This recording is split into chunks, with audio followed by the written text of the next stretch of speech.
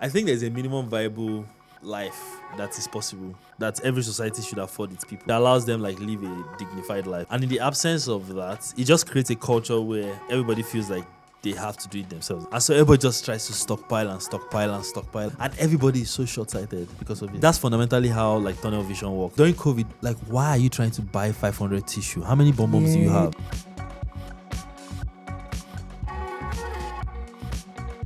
I think the biggest thing Tinubu had going for him City Boy 01 was a lot of momentum. Yeah. So I'll never forget in 2012, one of these like second degree connections, I just found out that they were traveling across the entire country, like local government to local government, community to community, and they're just doing like sensitization and political awareness. Yeah. And the group was called All Progressives Youth Congress, right? Keep in mind that the biggest political parties at the time were PDP, ACN, and CPC. You hadn't yet had that amalgamation. Yeah. There was no APC. Yeah. APC did not emerge until 2014. Yeah. As far back as 2014, someone who worked in the civil service already, like in a small parastatal department or so, already said that they used to sing "On Your Mandate You Shall Stand" in 2014. On that note, let me officially start this episode. Guys, please welcome to the StormCast. It's so nice to have you here. As usual, this is really just my general musings, my thoughts. Sometimes a bit of current affairs in there, sometimes there isn't. Now I have guests. It's pretty cool. The guest I have on today is Fuad Lawal. Arguably, I would say that he's one of the most intellectually curious and prolific minds we have in media today. I know it will make him uncomfortable, because that's what people who genuinely are curious and intellectual, that's how they feel whenever they're praised. We're going to talk about imposter syndrome as well. I think that's a thing that forever people are fighting. But Fuad does a lot of things, all right? In the Nigerian media space, his projects align very clearly with things that I'm interested in. So I've asked Fuad to be here. Some of his projects include, and a core reason why I have him here, Archiving.ng. That's one of his latest. Yeah, just archiving. I'll tell you the backstory. Okay. Don't worry, it's not just it's the entire country. Is it? That's how we search for you now. We're like Archiving.ng. Yeah. No. Okay. So, Fuad, welcome. Yeah, thank you. First things first. What did you think when I asked you to be on this podcast? I was like, last time I saw her, she was on screen crying, and I was hearing doing the stoic sing in the background. What movie was that? Oh, was that what about her? Red Circle. Red Circle. Oh my God, yes. Sorry. Hey, it was inside that empty warehouse. I was like, God, is it the NEPA building? Yeah. No, it wasn't. It wasn't because the out. I was like, first I was like, God, NEPA building again. I was like, oh wait, it's not really NEPA building. Where is this place? Yeah. That was the last time I saw you. And so I was like, wow, she wants to. Yes. And then when you said, I think Nora, it just made it much easier. To be honest. Yeah. Because like, there's a part of me that feels like I need to keep Nora pleased with me. That is to save me in the future. But you know what? First of all, because you are right. We'll all work for Nora eventually. No, genuinely, like inspo for a reason and through the seasons. Like, Nora is why I'm sitting here officially doing this podcast in this new space, because I told her, this is what I'm thinking. She was like, why don't you can't give Nora an idea and think she's not going to push for that thing to happen. I have a story. You do. Tell me the story. By the way, Nora's in the room, guys. So she's just sitting here awkwardly eyeballing both of us. Do I care? I don't care. In 2020, I was having this conversation with, I think it was FK. Yeah. We're talking about like downfalls and everything, and we're just nerding out. And then I was like, let's make a documentary. I was like, oh, that sounds like a good idea. And then I was like, okay, great, let's start. I'm like, FK didn't ever reply. I was like, now, like, does it have to be like now? She's like, and so since then, I feel like, if Nora says, hi, Fuad, jump. I was like, how high? Yeah, I'm not even sure you remember that. You do? God of mercy. Fantastic. Oh, she said the group chat. Look at the side eye. She just gave. I wish I could just flip send a the message camera. in the group chat. Let's see what happens.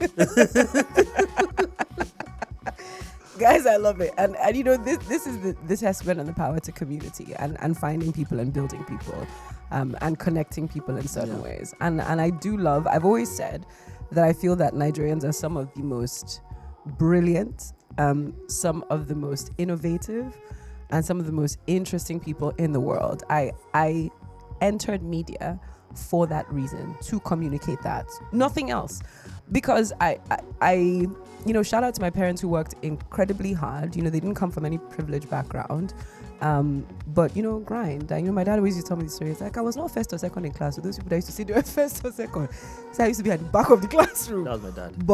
But he was like, you can work very hard and do certain things, and that's what he did. So there were years he wouldn't buy new clothes, he wouldn't do anything, just to send us to the schools that we went to travel. And I've grown up among some very children of wealthy people. And people, your parents look at you, look at this person, look what they are doing. I'm like, look at your own mates, look at what their children are doing. Why? What were you doing? Well, that people were eating nation cake. Why are we here? But in that process, I've grown up back and forth between Nigeria and the rest of the world. Yeah. And when you talk to certain people and you say you're Nigerian, there's two things that happen, right? You first get a double take, like, I should hold my bag close to you because... And then after a while, they ease up. They're like, oh, you're Nigeria. You're so different from Nigeria. How many do you know?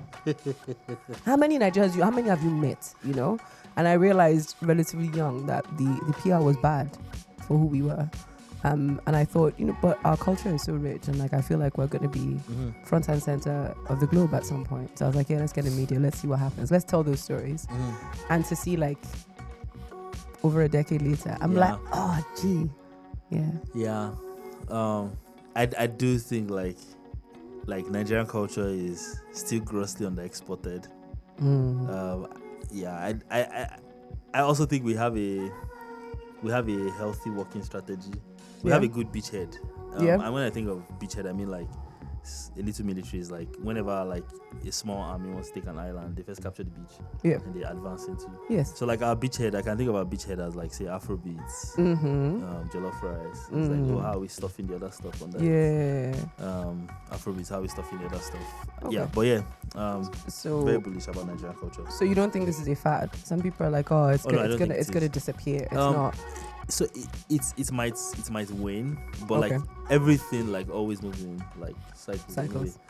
I remember in 2020, the New York Post published a story about Burna Boy taking Afrobeats international, and I found this newspaper from the 70s, Daily Observer, and the headline just read Fela takes Afrobeats to London, and standing beside Fela in the photo. He's Burna Boy's grandfather. Yeah, that's so cool. Yeah, so it does move in circles. That's so dope. I absolutely love it. Yeah.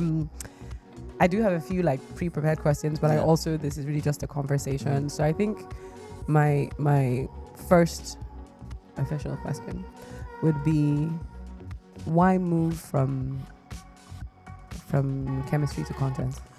It was unemployment. Okay. No, I mean, valid. So as a kid, I was very, very fascinated by a bunch of things. I was very, very fascinated by stories because I remember obviously that when I received my first Paysetters novel, The Betrayer. Okay. That was my crash course in Yoruba Demons too. Basically said this is your path. I'm not I'm Yoruba Demon, but I'm quite civil. Don't mind me. But I'll never forget. His name was Akin. Okay. And he broke Big Pay's heart in The Betrayer.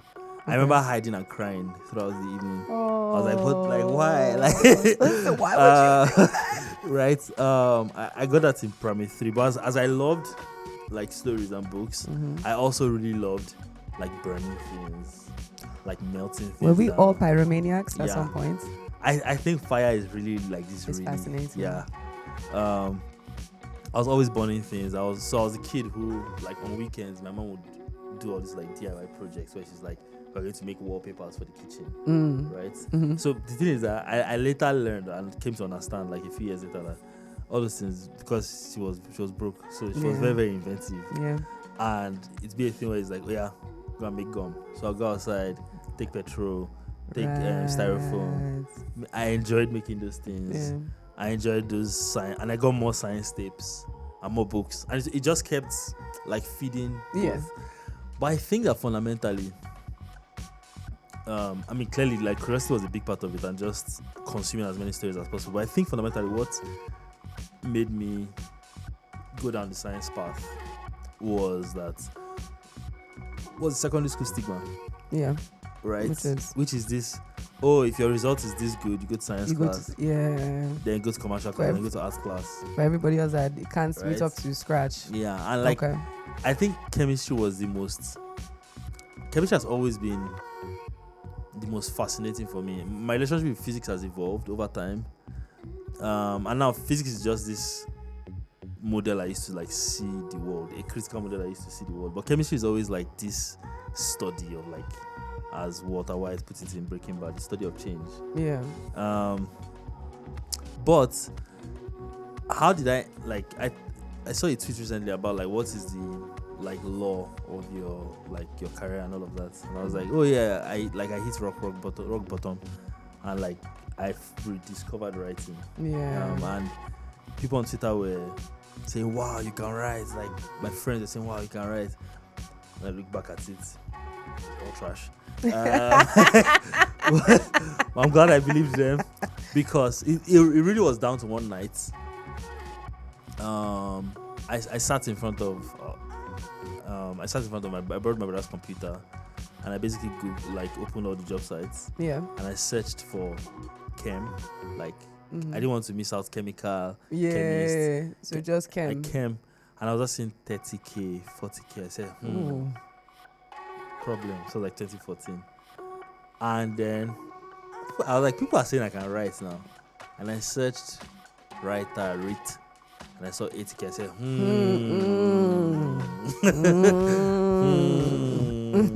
and then I just like basically said, you know what? I'm going to give next 3 months. I'm going to throw HSC into the wind. I'm going to throw writing opportunities in the wind. Anyone that comes first. Yeah. And then like I had like first interview. Did not accept the offer. The money was small. Okay. Second interview got rejected, but someone at the second interview actually said, oh, I like you, like, what's your Twitter? And then he followed me. Okay. And then one day some dude named Osage tweeted that he was hiring writers, and he said, I didn't know what Osage was. Yeah. And then this guy, his name is Chidi. Chidi Okereke. And he's like, oh, I think you should check this out. Okay. And that was how writing. The rest is just, to be honest, I remember my prayer points then was just, I need something that will pay me money for data for 4 months. Yeah. While I figure out my life. And then I got paid, I was working at I started at Pulse, then I was like, God, I had a hand-me-down car. I had my Pulse, and I was like, balling. That's it. You made it. I was balling in my head. Yeah, I love it. Okay. That was pretty much it. I like it. So I have a very similar story with I guess entertainment in a way. Maybe it was it both economic? It was curiosity, economics, and heartbreak. Maybe. Yeah, no, I promise you. Bro. Mado. One break up by day. I don't feel focus inside law firm. I felt like, what is wrong with this one? There were so many things going on in my brain, as there always are. And I decided I needed a break from the firm. And I had a cousin who was working in radio at the time, Koch. And he was also managing Burner at Aristocrat. But at the time, Burner wasn't Burner. No one really knew who Burner was. But I just used to go to the AR house because I was like, oh, cool, this is a nice environment. I would just listen to dope music. And they're like, oh, there's this random person. And we'd listen to like dope. So it's Lyric, Picado, Burner, all these people. So I was just in the center.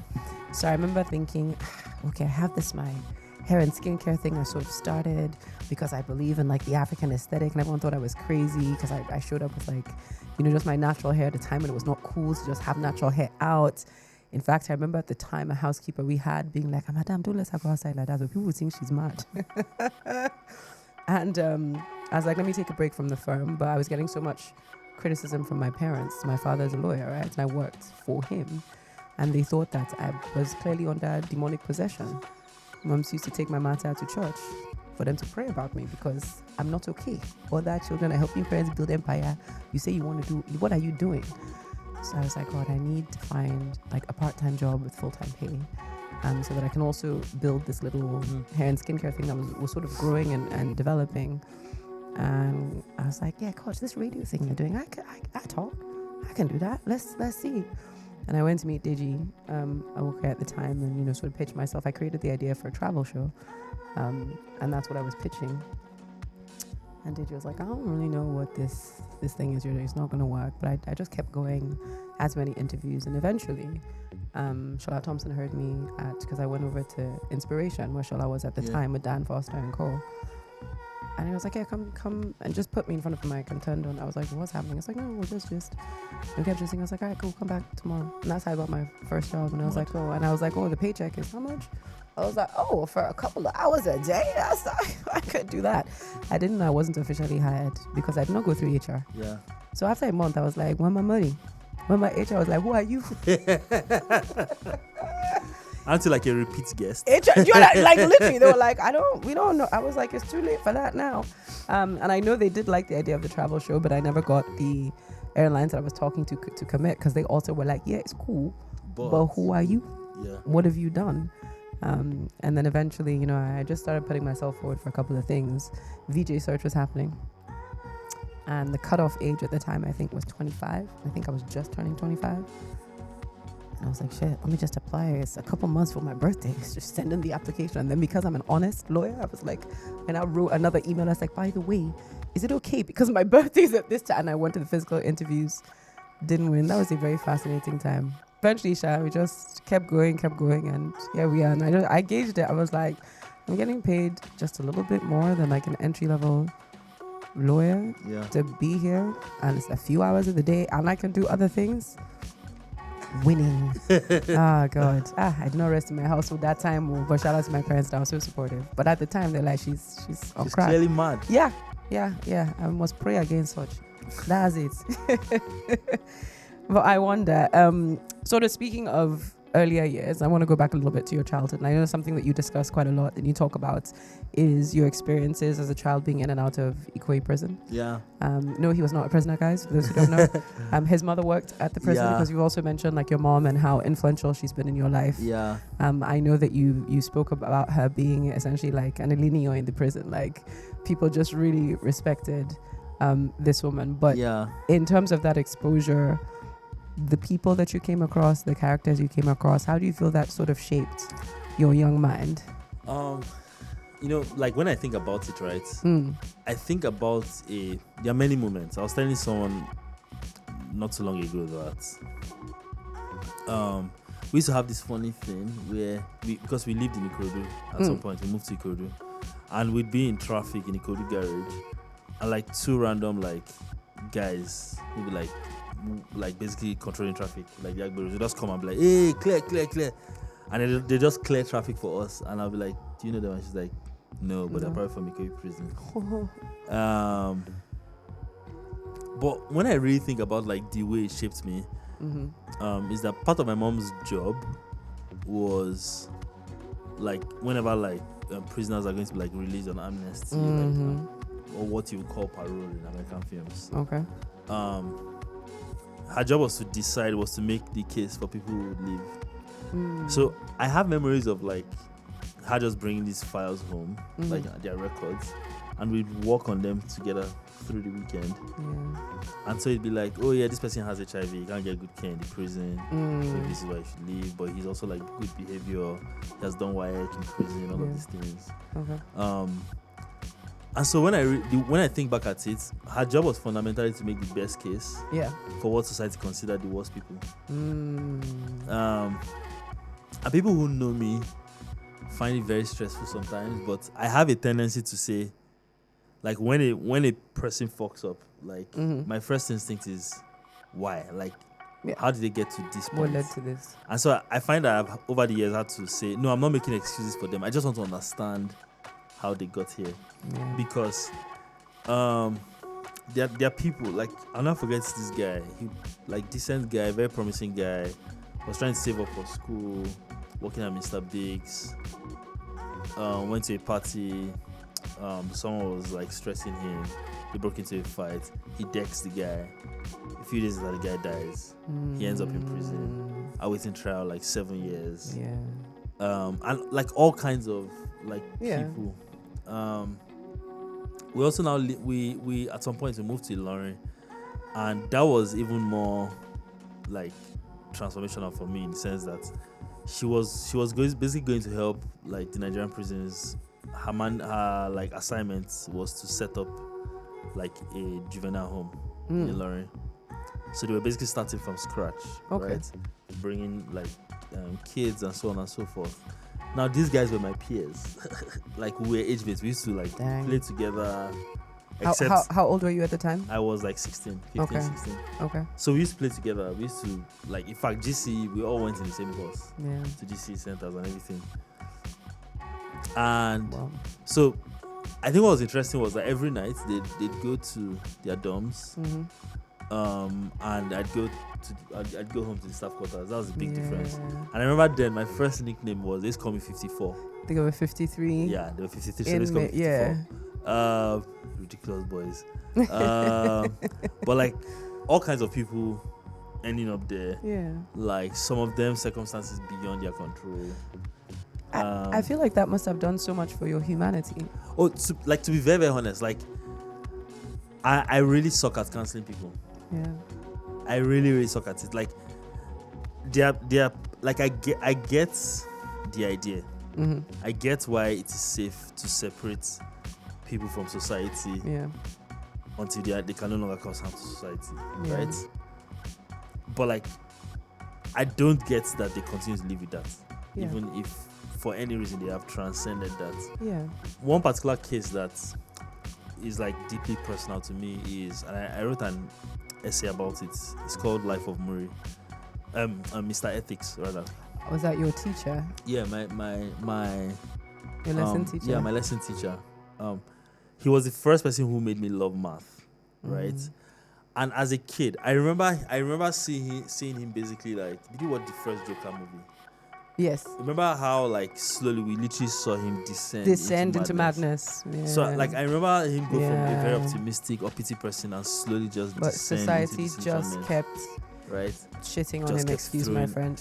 And I know we say stuff like, yeah, like you don't have an excuse, and yes, you do not have an excuse, right? However, but like it is important to understand what makes people become that, so that we can like try to get other people to not become that. That makes sense. Yeah. Like a holistic understanding of the triggers that lead, because we are we make the monsters. We are the monsters that we made. You know? Yeah. It's interesting. Like, and there's a minor way it even affects me day to day, in the sense that when a dispatch rider like stresses my life, I'm like, should I be mad at this dispatch rider for stressing my life? Yeah. Or should I be mad at whoever is head of logistics for setting them up for failure? Because you can yell at the dispatch rider, but it's like, what's 20th ride of the day? Yeah. I've become like that with artisans. I actually had a friend of mine, and he put it a very similar way. He's like, listen, you're upset that your carpenter is missing. I've been calling him King Kong, because that guy's had like a much harder day than you could possibly imagine. Yeah. Like, it's also like, so I think I spend a lot of energy getting to the core of people's motives, like trying to understand why people are the way they are, what makes them tick. Is how I manage people, is how I work with people. Like, it's so important to me to really understand what drives a person. Yeah. Especially if I have to be responsible for their success in some way. I remember this particular episode, I was setting up a booth on a beach in 2021. And this guy was supposed to build a glass installation. And he was just like moving, like, I was like, why is this guy walking the way he's walking? And I asked him, and I'm like, dude, how long have you done this glass work? He said 16 years. I said, no matter what I say, there's nothing I want to say about how to do good glass work that you've not heard anybody say before, because I don't know. I can never know glass that much, more than you. Yeah. But guy, you need to give me, give me the back of someone that's done this thing for 16 years. Yeah. Bro, we're begging that guy to stop. Yeah. Like, we're like, oh, when is it? I've seen it. I see he brought his best to the fore. Yeah. Because like a lot of the time, like when, and I also understand, like, quite frankly, that like Nigerian artisans can move mad, But like we forget that we have colleagues that by default also move mad. The only reason they don't move mad is that we've designed systems to prevent them from moving mad.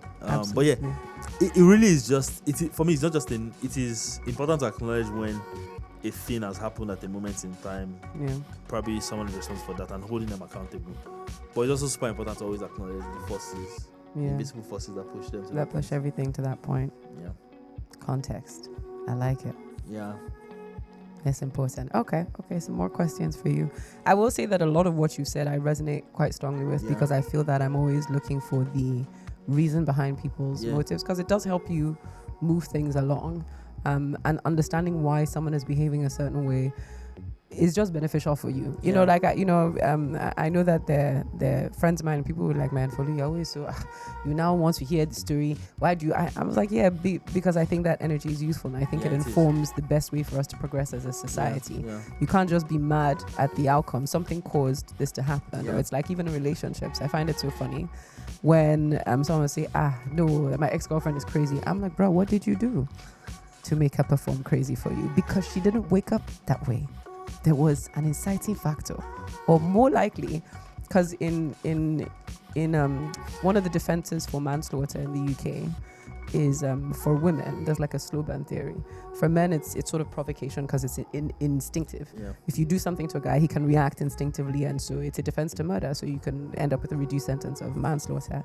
But for women, there's slow burn, and there's a particular case, it's called Aluwalia. So for those who studied in the UK, that's like a big case, and it's this Asian woman who set her husband on fire. Mad. She poured petrol on his legs and lit him on fire and walked away. And as the case was unfolding, her lawyers were able to demonstrate that after years and years of all kinds of essentially torture, she snapped. So it wasn't premeditated, which is obviously, that's part of the mens rea for murder to happen. It was like, no, women operate a bit differently. So again, there's always a reason for something. You may not know it at the time. So the end result of someone's behavior is a consequence of most likely years, sometimes decades of built up behavior. And I see that as Nigeria, where we are now, and the way that the country is not what all of us would like it to be yet. That's the sort of approach I think we all sort of need to take, is to be like, okay, but why? Yeah. Why? I think the Nigerian condition is grossly understudied. Like, clock it. I think it's grossly understudied. Yeah. And when I say studied, I don't even mean academia. I mean like even in film. Okay. In music, like in everything, it's like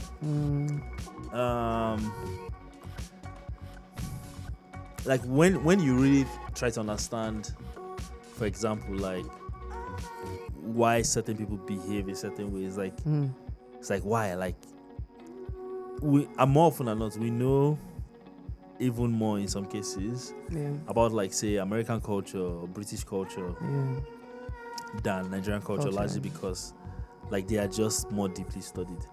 And like personally, I'm a strong advocate for, you know what, like every study matters, so give people resources to study the most ridiculous things. Like let's all study how jollof rice became mainstream.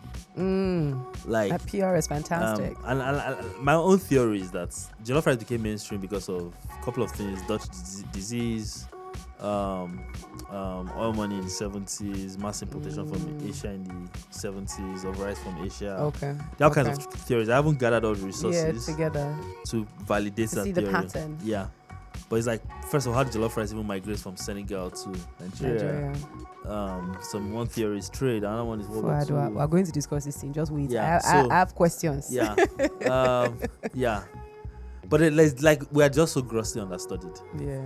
And I know there's always like the audience, markets, like just study it first. So that brings me down to something. I think something very interesting about current Nigerian culture, and I do think it is a part of current Nigerian culture, is money.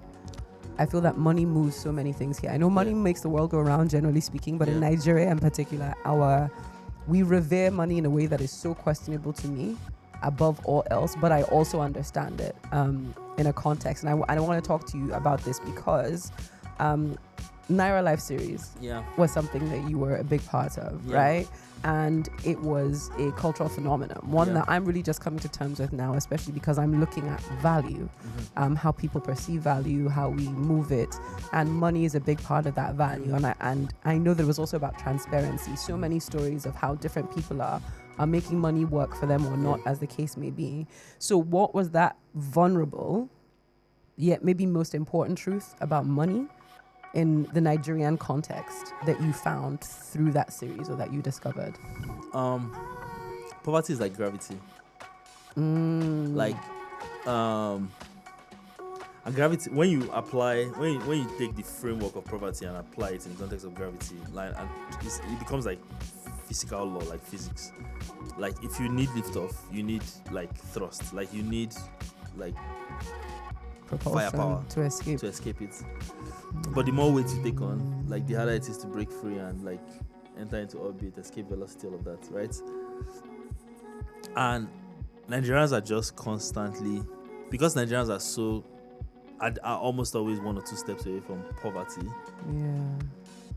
Nigerians are constantly trying to fight it, and it feels like it just triggers like a flip thing where it's like being a Nigerian and not being greedy, by convention, like you might come off as stupid. Right? And like it's so weird, it's so confusing to people because it's like what do you mean, like What do you mean you're not focusing on money? like what do you mean that you're a politician and like you're not stealing money? Like, are you dumb? Like, I remember my mom was a civil servant, right? And I remember I have memories of like her colleagues saying that we were building her. This one is saying she's building her children. Live inside them. They're saying in Yoruba people are the worst.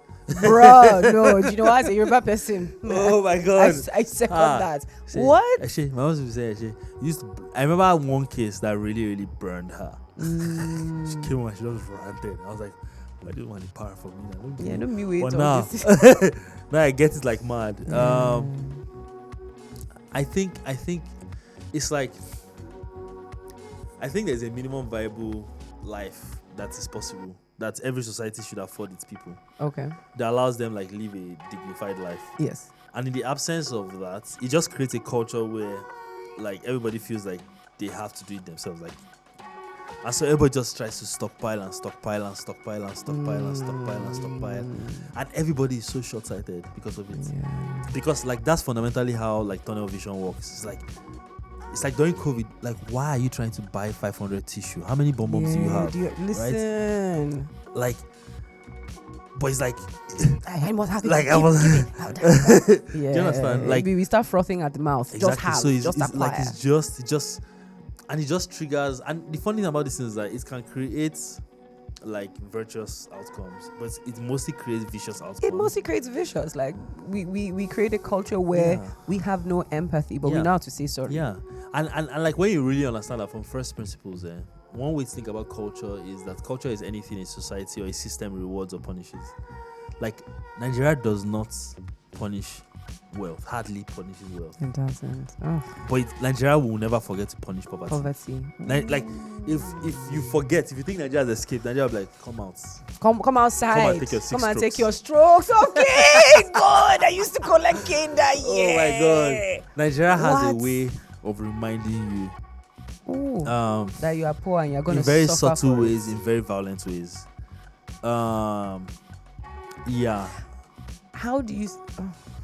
Oh man. Yeah, so poverty is like gravity. I think there's also the fact that because I remember the opening of the first Naira Live, and I think I did it for a few dozens of the episodes I wrote. I say that Nigerians treat money like sex. We want a lot of it, but we don't like to talk about it. And so because we don't like to talk about it, we are also bad at it. Okay, wait. So that has layers to it, because initially when you said we don't like to talk about it, I resisted that because I was like, what do you mean? Because we're always flaunting. But when you say talk about it in the educated sense of let's discuss how to create it, how to grow it, we're basically financially illiterate. Yes. I said this to somebody the other day. Yes, the majority of us are, and we don't also like to appear like we don't know things. Yes. So the culture code for Nigeria, for the most part, is opulence. Like it's I more better important. pass my neighbor. It's more important to appear a certain way than to be a certain way. Before I just pause, what is all these quotables? No. God. Don't kill me. God. See bars now. No, please. Writer now. Please. Oh my God. Yeah. So like, for example, one of the things that the very selfish instincts that drove Naira life, besides trying to not get fired, always on the mind, was like I was very, very curious about how people spent money and how little I knew about how to navigate that. I didn't start reaching a point in my own personal life where, okay, if I was disciplined enough, my salary would last till the end of the month. So like I was like, how are people doing it, right? And how are people earning more? How are people getting raises? And what ended up happening was I started to learn so much about money, just speaking to people about it, and just like for the first time asking them to consider, like, because people, one of the things you realize, and like I think one of the reasons why it is healthy to have conversations is that it forces reflection, right? Because a question demands to be answered most of the time. And so like just the process of asking them was making me sharper and was making them, we're sharpening each other. Yeah. Right. I was even saying, oh, okay, so this path is even possible. Oh, I see. I remember I was interviewing someone for a role in 2022. This was like over 1 year after I stopped writing in her life. And she was like, oh, I know, like, you probably don't remember, but I know you. I'm like, what do you mean? And she's like, oh yeah, I DM'd you to find a HR person and speak to for Naira Life. I was like, oh man, did I reply? And she was like, yes. I said, did I do the interview? She was like, yes. She was applying for a HR role. Yeah. Right? And I was like, oh mad. Like, because people were literally like also planning, and people continue to, because like Tohib, who currently leads like money at Zikoko, okay, he executed like a Naira Life event a few months ago. And you had people coming there saying that because of, and I mean, after I stopped writing it, like multiple people have written it since then, right? You had people coming to say, like, oh, they planned their entire career around this particular episode of Naira Life. Oh, they learned how to do this because of this episode. I'm like, mad. Yeah. Like, it's really mind blowing. But yeah, like, we just know so little about it. One story that particularly, two stories actually that particularly strike me as what happens when information compounds or does not compound. Okay. In the moment. Okay. Sorry. Yeah, I'm having like back-to-back cold. I think everybody is. Your immune system. Yeah. You're also it's probably probably not stress. resting, eating enough. Stress is I a used to be consistent cold haver. Yeah. Sorry. Okay. Do you need something? Nah. Okay. I'm still fine. Okay. So two Naira Life stories, right? Okay. Two designers. One of them, both of them are quite smart, right? Spoke to them and I mean I could tell, I guess. Two of them, one gets his first laptop in 100 level. Just tells his mom that, oh, I need it for school. She buys him the laptop. And he starts designing. No, he doesn't start designing, he starts playing. Because one of the things people don't realize is that one of the reasons you buy tools for your kids is that allow them play. It's creative oxygen, let them explore. Allow them figure out what they want to do with it. Yeah. The second one does not have a laptop in 100 level because firstborn son of a former soldier, so automatically, even though he's in 100 level, he's already breadwinner in waiting. Yeah, right? I got you. By 300 level, the first person had already picked up design, mostly because people wanted to do parties. He helped them design posters. Okay. He got really good at design, like really, really good, right? The other one was always drawing because he didn't have a laptop, so he spent a lot of time sketching. Yeah. Sketching. And someone sees him in 311 and says, you know what, you are so good that there's no reason you don't have a laptop. So they give him a deadbeat television laptop. Not a television laptop. No, what's a television laptop? Now once he does remove the charger, he does off. Oh. I used to have one of those. Is that what you call it? Yeah. I just call it being broke. And so by the time one finishes school, he already has a portfolio. Okay. The other one is using that laptop to finish his final year project. I see. And first one has already built a network because of their portfolio. The portfolio has traveled ahead of them. Yeah. By the time they get out, like get into the labor market proper, the They already already have like work. opportunities, like, and you could say there are other factors, talent and everything, but like circumstance in some way you can say made like the bulk of the difference. Yeah. And that continues to reinforce itself in every aspect of Nigerian society. Like, I think as a people, as an act of urgency, we need to increase like the critical mass of people in Nigeria that have sense and means, right? And the most effective way to do that is to like share information aggressively. Like I remember Nora, sorry to stress you again. I remember being on the panel with Nora. I remember being on the panel with Nora and basically telling myself that God, PCTV should have just done this thing where it was just a panel with only the hosts and Nora, only the hosts and Wale Lawal. Because they squeezed too many people on that panel that were many. And I was like, and Nora said something about like the film, like Red Circle, right? She was like, oh, they're trying to everybody was saying to bring her father's blood as collateral. And shout out to Jade, who I love, but Jade, you cause this kind of problem. Yeah.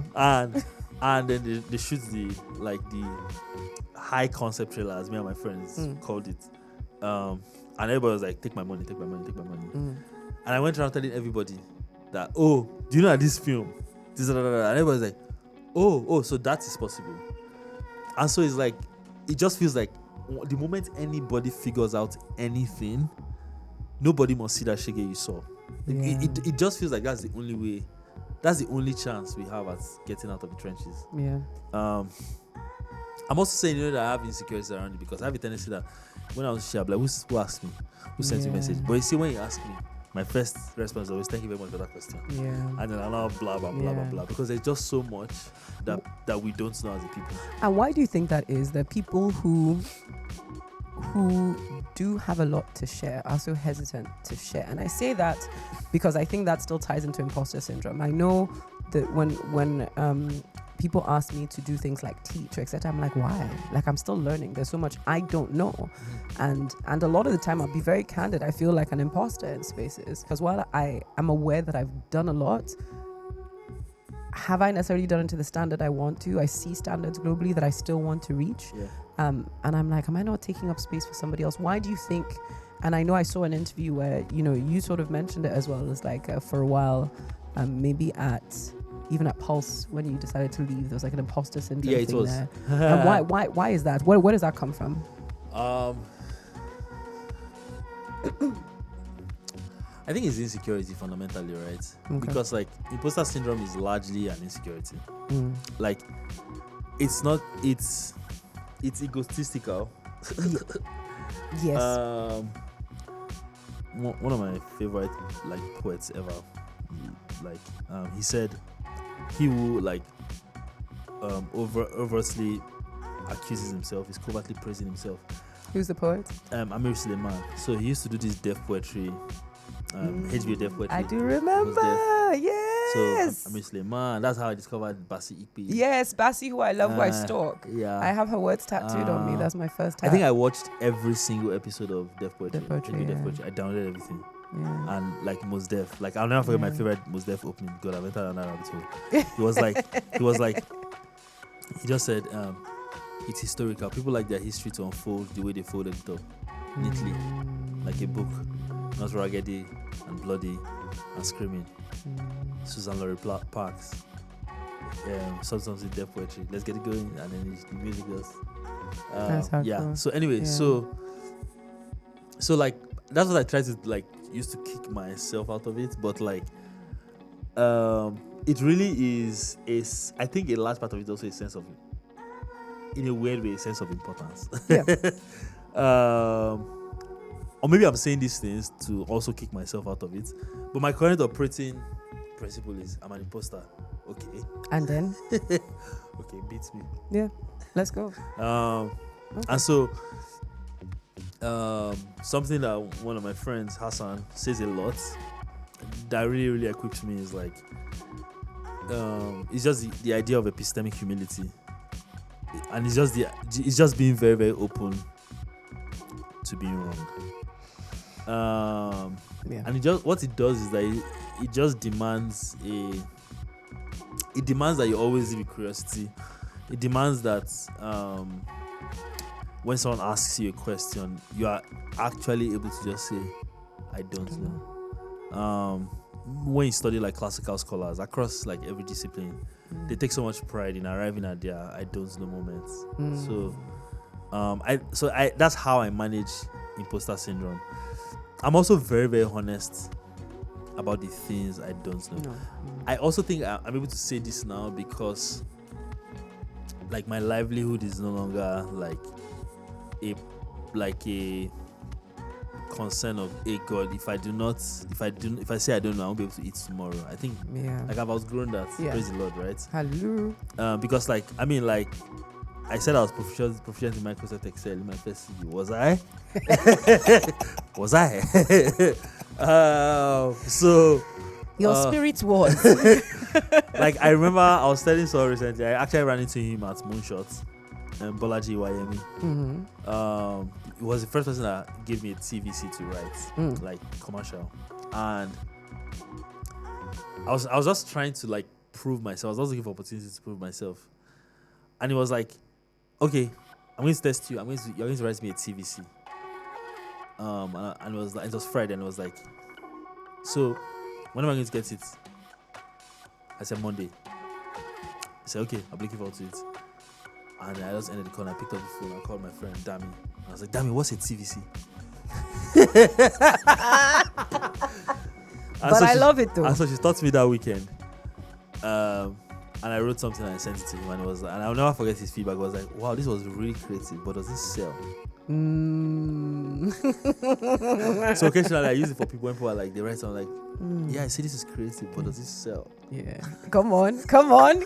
Let's have it. But yeah. I love that. So, yeah, I think imposter syndrome is like it's part of the mix. I think it just sits in the perpetual, or like in a what's it called, peripheral. It's just be there, but it will not get in my way. I love that. Yeah. It's like there was I don't know who said it, where it's sort of like having fear in the car with you in the car, like, you know, you're driving along your life. It's like it mustn't take the driver's seat. You can be in the passenger seat, because I get it. You're trying to warn me of certain things, but you mustn't take over. Yeah. Okay, so we've spoken a lot about context, and you've worked, I think, across media. I would call you one of the architects of Nigerian media.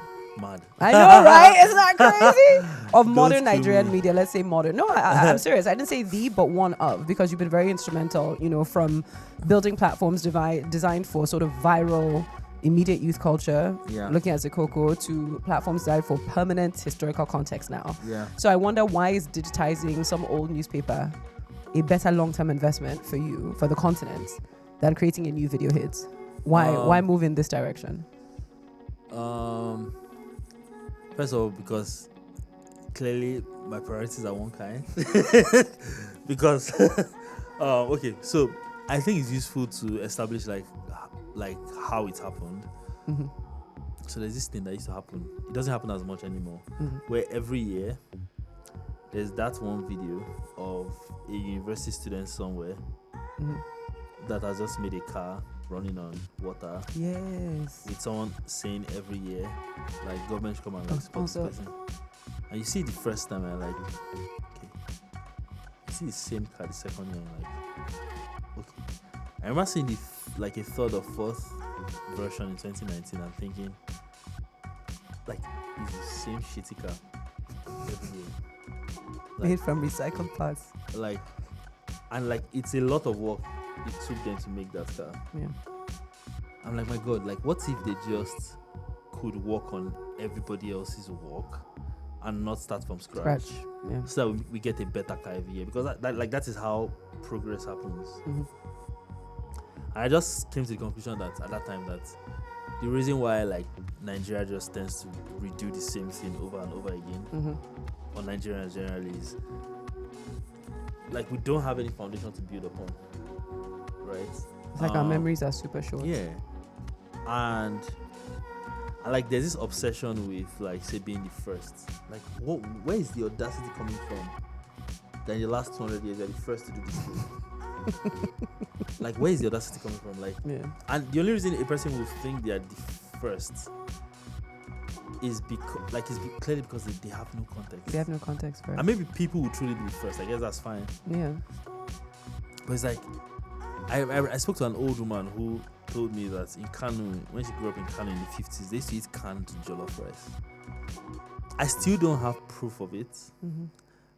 But I mean, I defaulted to believing her. Yeah. Right? Because she spoke about it so strongly. Yeah. And even though I didn't have proof of it, in 2023, this old couple, they used to live, they're whites.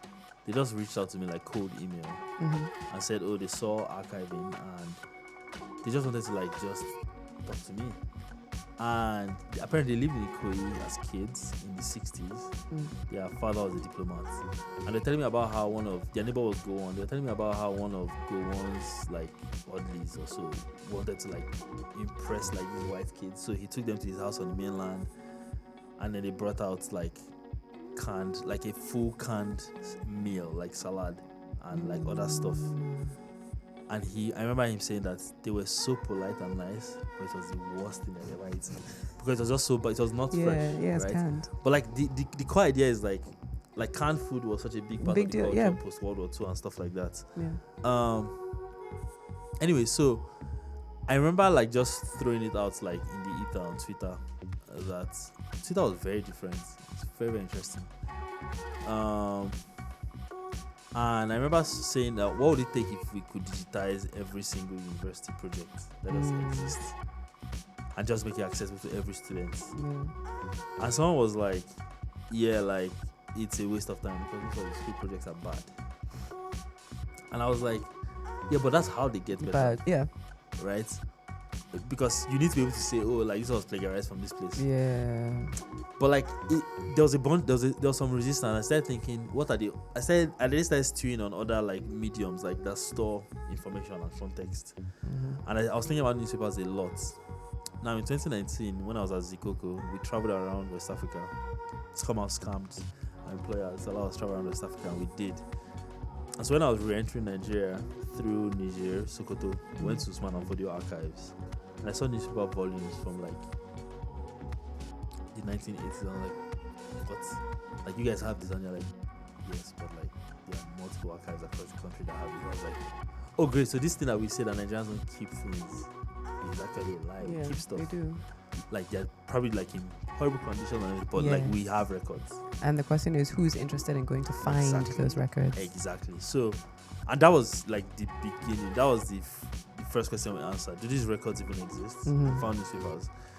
And I think because newspapers are a collective nostalgic experience for especially the millennial generation, we could all connect to the idea of all growing up around newspapers. Yeah. And so it became very easy for people to hold on to it. Yeah.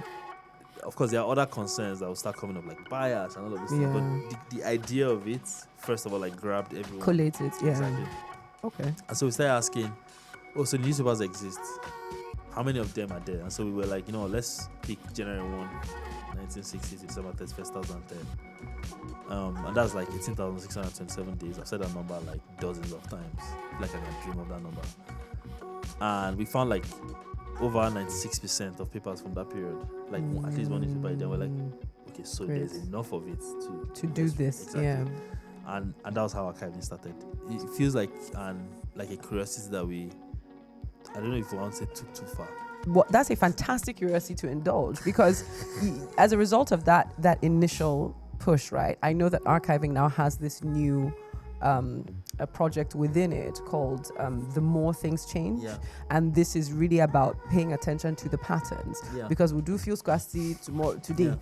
In 1950, we had fuel scarcity happening then. And I sort of wonder, taking a look at this repetition that persists in Nigerian history and stories, what has been the biggest, most frustrating truth, right? The biggest, most frustrating truth that you've unearthed in the archives that proves that our past failures are so directly linked to our present struggles. It's crazy.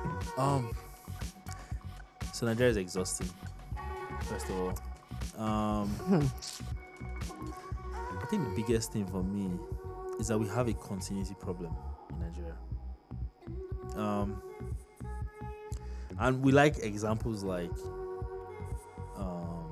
whether it's America or Singapore or UAE or China, but like a fundamental ingredient is that like all these governments all made bad decisions. Yeah.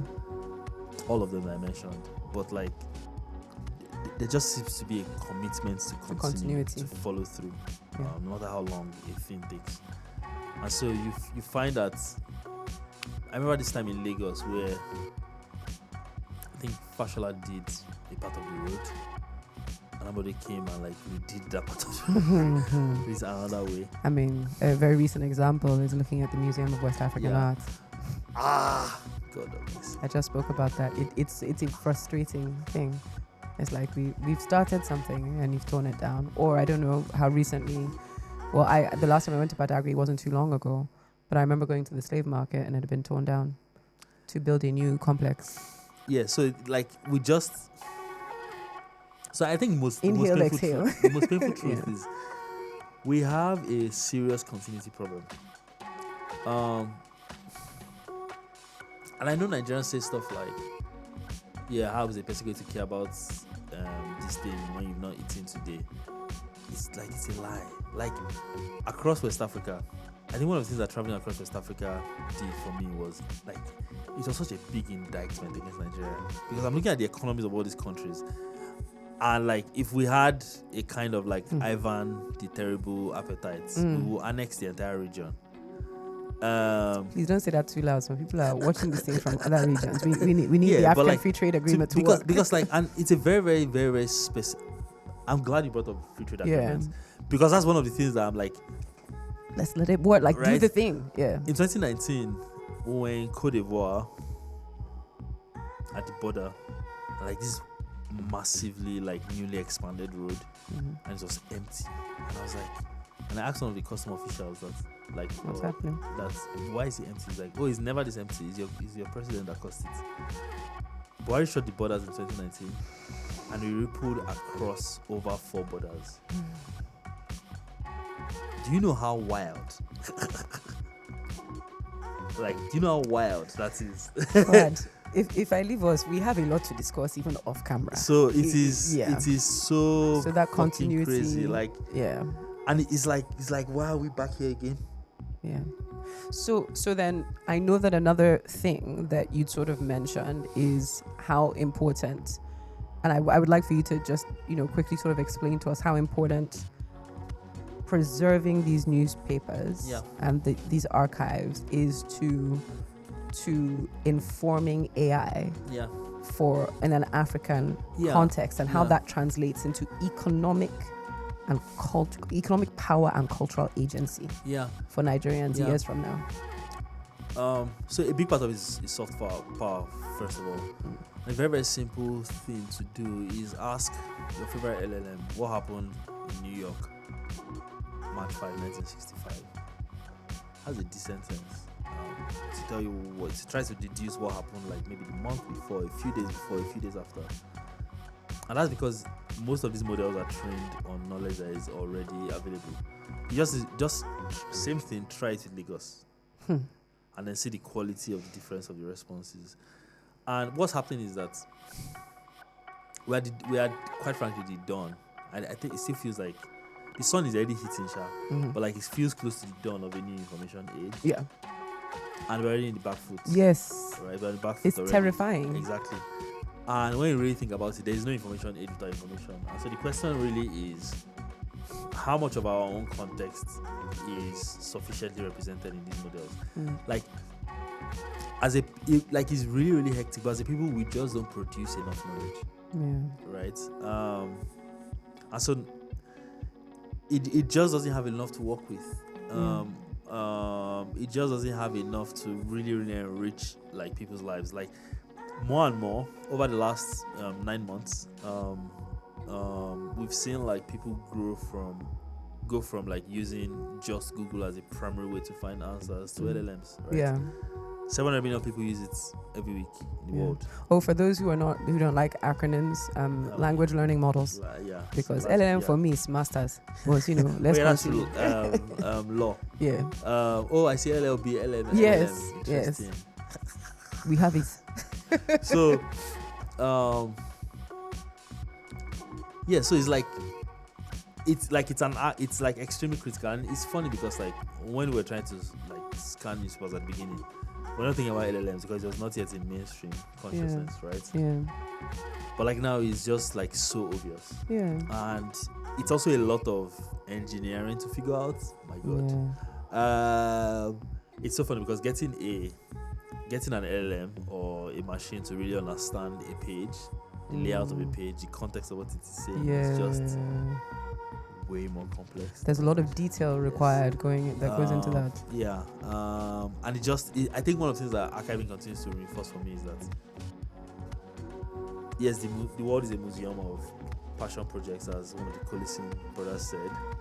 But like it just takes so much time to get anything done. Like why can't we just have 2 million pages tomorrow? Okay. Like why do we have to like do like 1,500 a day or 10,000 a day? Yeah. So it's a process. Yeah, it is. Okay. But yeah, like it is such a critical part of how we think about archiving's future. Okay. So to kind of start rounding this up, even though genuinely I do have more questions, but I'm aware now that like it's probably my longest episode. Interesting. If your time at Zikoko represents influence, right? Yeah. And TechBal represents information, and archiving represents context. Yeah. What does your future project, Vistanium, represent? looking at the stack of what I would call your creative success. And when you do look at that stack, as I've laid it out, do you feel successful? I feel like I know the answer to this. Please. But what would Vistanium represent? If Zikoko is influence, TechBal's information. First of all, I don't have financial abundance.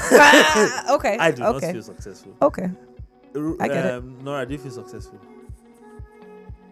She said we should keep it moving. It's okay. If Nora does not feel successful, I cannot feel successful.